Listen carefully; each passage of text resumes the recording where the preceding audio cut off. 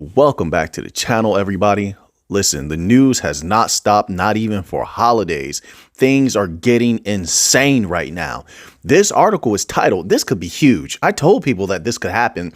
Where it happens, I don't know where it's going to happen first. I just know it was a possibility.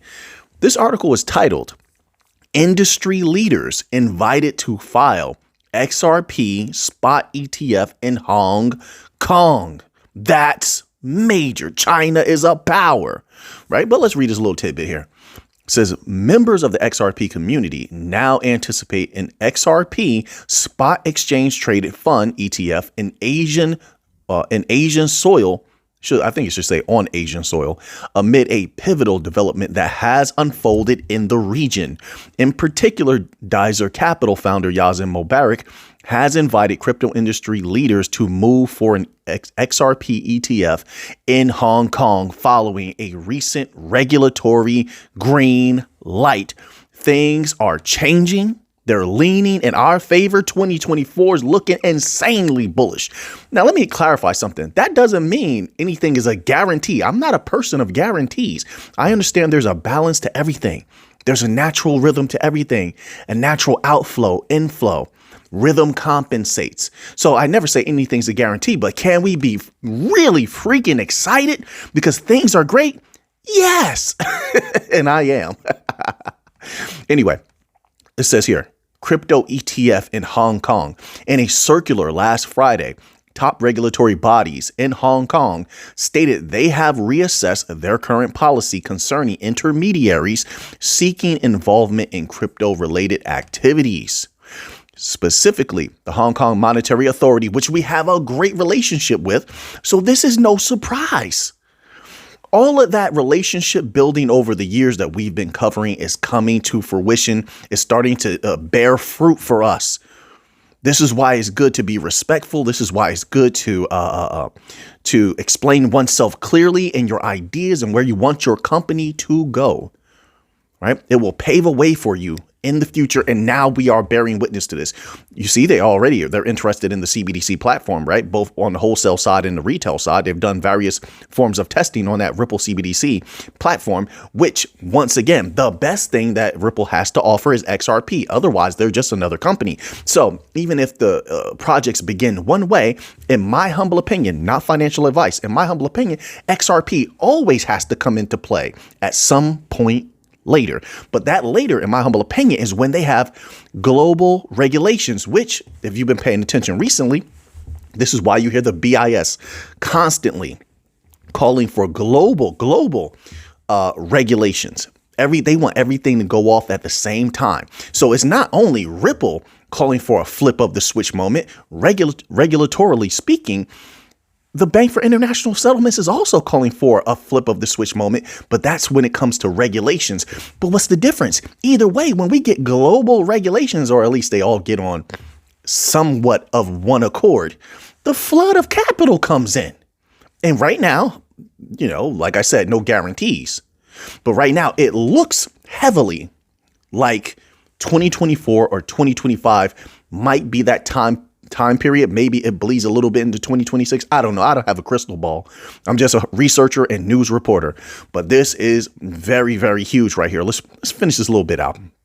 It says, according to the circular, the revision reflects recent market advancements with the SFC granting authorization for crypto futures ETFs. As a result, SFC and HKMA proclaimed that they are now open to receiving applications for the approval of additional funds featuring exposures to cryptocurrencies. Now, I know what you're thinking. Is that the only big news today? You're probably not thinking that. No, it's not. There's more. And don't worry, we're going to get to some XLM news later. If you like this content and you want me to continue with this type of content here, please smash that like button. And we're on the train, folks. Choo choo. It's taking off. We're on the train to 100K subscribers. I know we can make it there. We're growing together. So if you haven't already, please subscribe to the channel. Tell your family members to subscribe to the channel. Tell your friends to subscribe to the channel. Tell your office workers Tell everybody. Tell a guy that delivered the packages to your house to subscribe. Oh, I would love that. Would be hilarious. Someone does that. Guys just delivering packages there. Someone's like, hey, subscribe to Alpha Neem's channel. He's like, what's an Alpha Neem? Anyway, let's get to this next article here. We got a lot of big news today. Oh, did you see Solana? Oh, still looking so good. Now, once again, I want to clarify. I had a small bag of Solana that was just for playing with. I took a lot of profit on that. But I have a bigger long-term bag. I got two separate bags. Like I have plans, right? But I have a long-term bigger bag. And it's been looking beautiful, right? I understand. I hear the comments. I see the comments. I know. So anyway,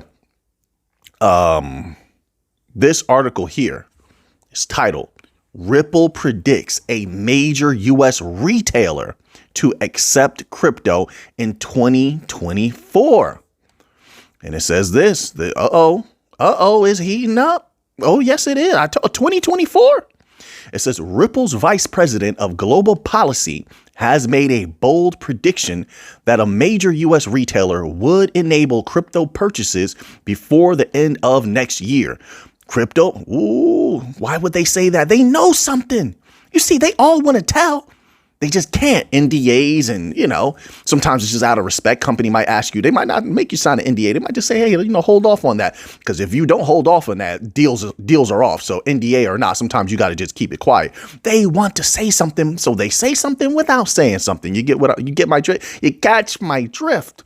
It says, crypto market sentiment is largely bullish going into the new year. I would say so. Things have been looking real good.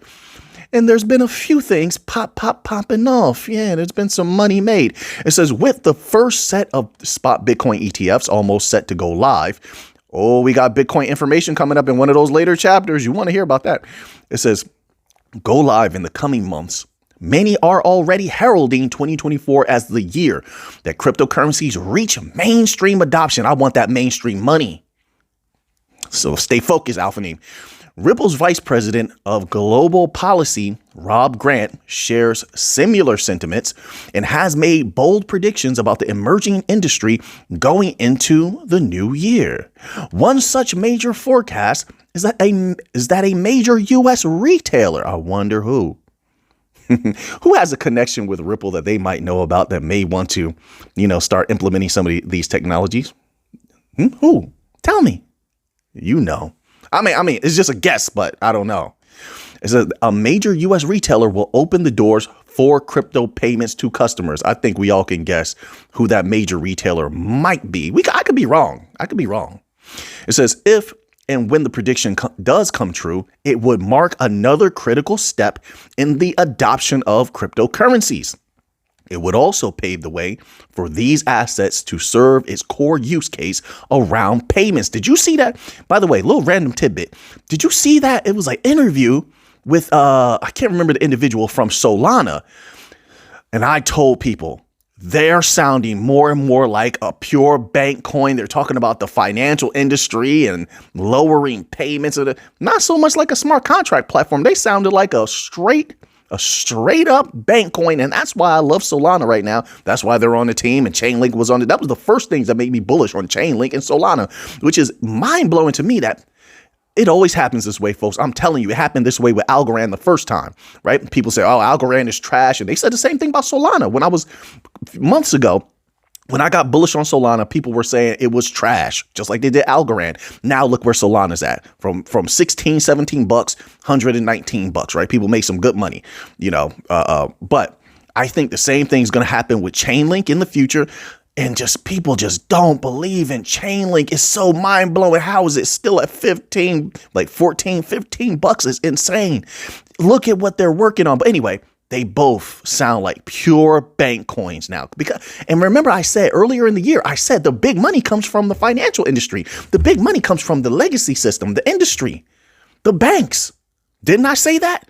And I said, if any of these companies want to be major in the future, they will have to go that bank coin route and become bank coins. Remember?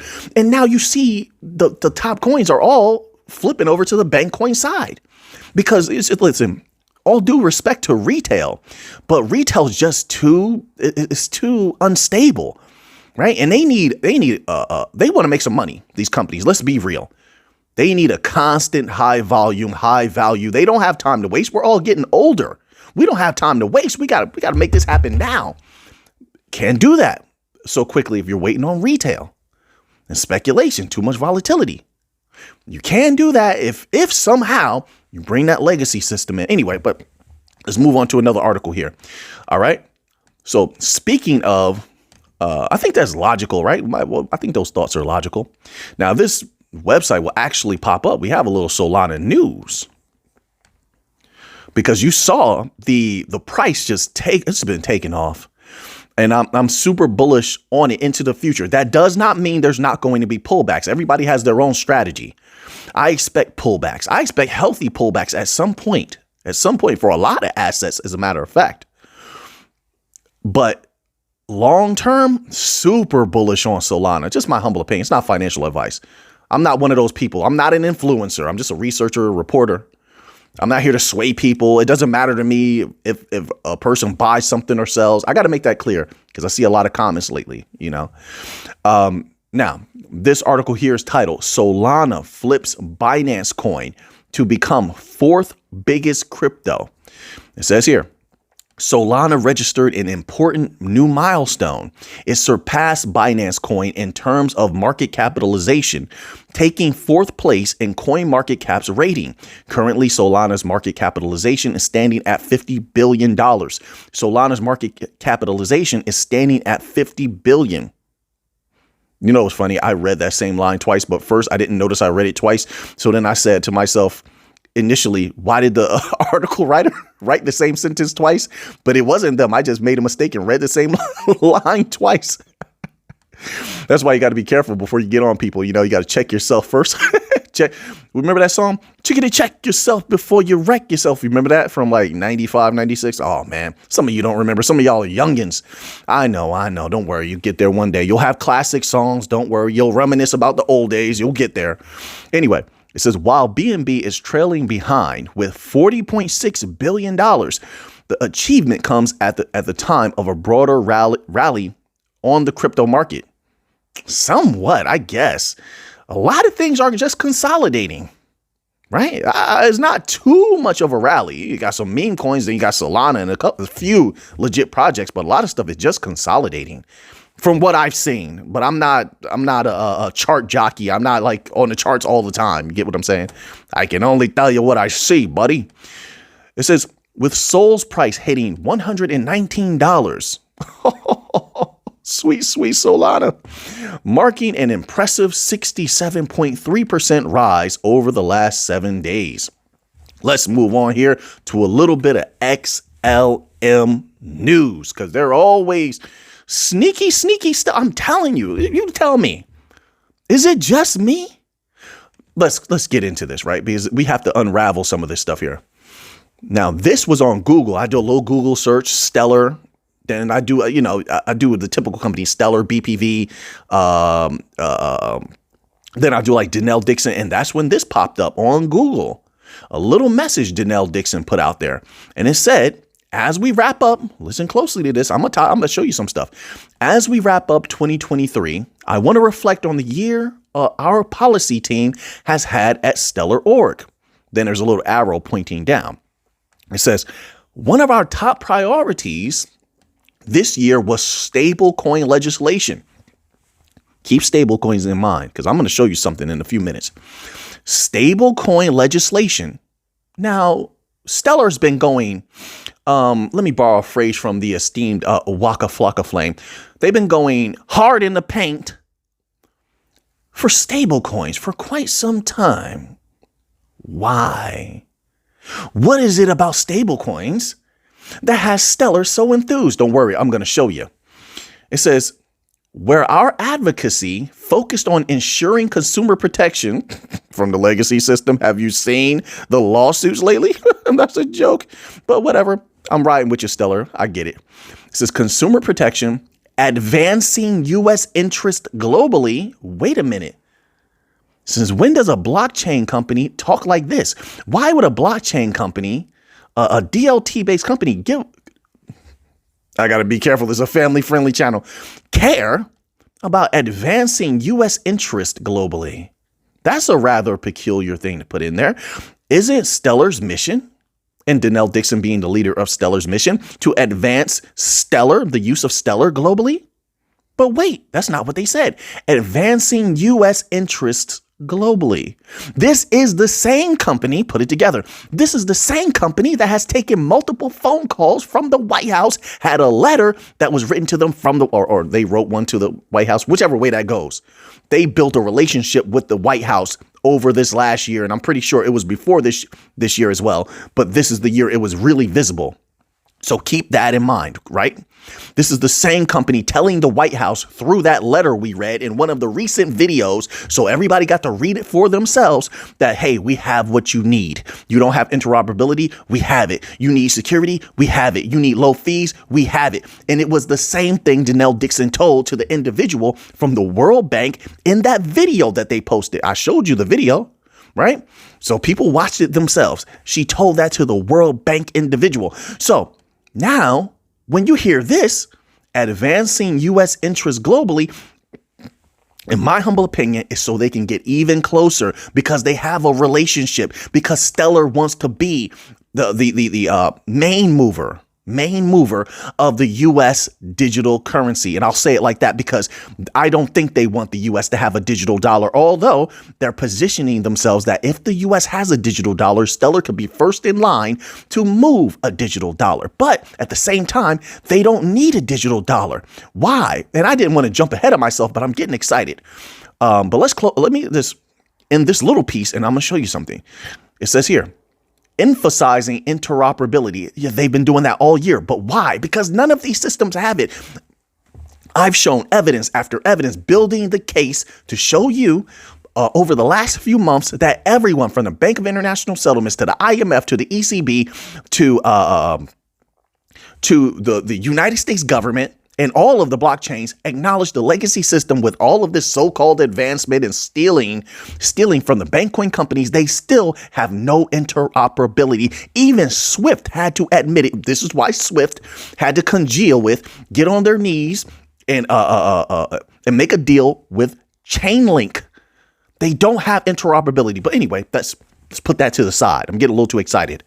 Advancing U.S. interests globally, stablecoin legislation. Now let's go here. What is a stablecoin? First of all, I want to show you that there was a time period. Now, I know a lot of people are new to crypto or they weren't into bank coins. This is what I've been doing from the beginning. Utility coins and bank coins. There's some of you that are day ones. You remember there was a time period about a year and a half ago, maybe 2 years ago, where the Fed was actually positive on stablecoins. And what did they say? Some of you have the screenshots to this day. They were saying that the federal government may not need to issue a CBDC because they could possibly, if legislation is passed, they could possibly use stable coins. Now, some people might not believe that the Fed actually said that. And like I said, people have screenshots. I'm only here to tell you factual information, right? But I'm going to show you a document from the Federal Reserve Bank of Richmond, because at that time, they all had similar verbiage. Let's read a little bit from this document on the Federal Reserve Bank of Richmond, richmondfed.org, right? Where they have similar verbiage to this, because if you have a regulated stablecoin or regulated stablecoin environment, you don't need a CBDC because a stablecoin is like the most basic level of CBDC. Matter of fact, you can make it programmable. But anyway, this document is titled Central Bank Digital Currencies and Regulatory Alternatives, the Case for Stablecoins.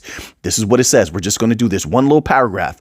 It says central bank digital currencies have been in the spotlight as the Federal Reserve and other central banks explore introducing them. At the same time, stablecoins, let me move my computer over so I'm not looking over there so much. At the same time, stablecoins are also growing in popularity, and many people, including politicians and regulators, have started discussing how to properly regulate their issuance and use. We're getting to the good part. It says, in this article, I discuss, this is Bruno Sultanum of the Richmond Fed. Keep that in mind. All right. They allowed this individual to write this. So it's serious. So, well, here we go. In this article, I, Bruno Sultanum, discussed the question of whether a regulatory framework for stablecoins where regulated banks can issue stablecoins or utilize stablecoins as well. I'm inserting that little piece, but it's the same thing. They can utilize already existing stablecoins and stablecoin frameworks, right? You can make stablecoins customized. Like Circle can issue USDC and let the banks. It's the same way that the Fed does, where they issue certain, not the Fed, but the U.S. Treasury. They create money, then they send it out to the little banks and let them do what they do. It's the same thing. Circle can do something similar, issue USDC and allow the banks to customize their programmability of it and let them use it around the United States. Do you understand what that would do to Stellar's system? Have you heard of surge pricing on Stellar? Because it exists. Holy smokes, the surge pricing will be through the roof. The volume will be through the roof. The value will be through the roof. And every single wallet that uses Stellar-based systems have to have a modicum of XLM. Things would go insane. Theoretically speaking, there's no guarantees. I'm just laying out an idea. That's it. Okay? Believe what you want. I'm just sharing. That's all. Right? It says here, where regulated banks can issue stablecoins backed 100% by deposits at a central bank. Stablecoins could serve as an alternative to issuing CBDCs. This is why I said Stellar's been going hard in the paint. They don't have to make a CBDC. They don't have to have 1,000 CBDCs running on them, although they've positioned themselves to actually do that. And they already have relationships with certain banks, but they don't have to. If they can pull off this USDC getting stablecoin regulation and running wild in the US, pretty much Stellar is going to be major when it comes to the default CBDCs, the basic CBDCs, which really are stable coins. That's probably not eloquent, but you get what I'm saying. The idea is coming through this camera and getting to you. I know. Let's go here. I'm going to show you something else. So Stellar has a relationship with Coinbase and Circle, which has a relationship with BlackRock, which has been moving and shaking the whole industry, right? But Circle, at one time had this article out. And they were not they had this article out, but they were saying this type of thing here that I'm about to unveil to you. And this is what it says. This article is titled, Circle asks the U.S. Fed not to step on its toes by launching a digital dollar. They asked them not to launch a digital dollar. But why? Because they know the U.S. doesn't really need a digital dollar. They can use USDC. At least that's the idea. That's why they asked them that. Now, there's no telling whether the Fed was going to go along with this. This was around the same time that the Fed was saying, hey, we might not have to issue a CBDC because of stable coins if we could get stablecoin regulation going. So what does that tell you? That means that at one time, because I know that they're a little negative on stable coins now, but don't always go by appearance. Appearance is very deceptive, and they use deception to their to the best of their ability, right? They don't want to let anyone know what they're going to do. If they do it, they just do it. But they're not going to let you know what they do before they do it. That's just not strategic, right? No one does that. So anyway, this is chess, not checkers, ladies and gentlemen. So, but look at that. Circle asked them not to step on their toes, not to launch a digital dollar. I just read you the Fed thing, and Stellar has been going hard in the paint with USDC for quite some time, working to push that as the dominant stablecoin. People have no idea. Listen, I don't know whether they're going to succeed or not. I believe that they're doing a great job. I believe that things are going very well, and I'm super bullish on Stellar. That doesn't mean anything is a guarantee. You have to make up your own mind about how you feel about these things, right? But this is, if they can pull this off, this is major. This is one of the biggest cover-ups of all time. This is one of the biggest plans that any company has ever made, ever. It's just a matter if they can pull it off or not.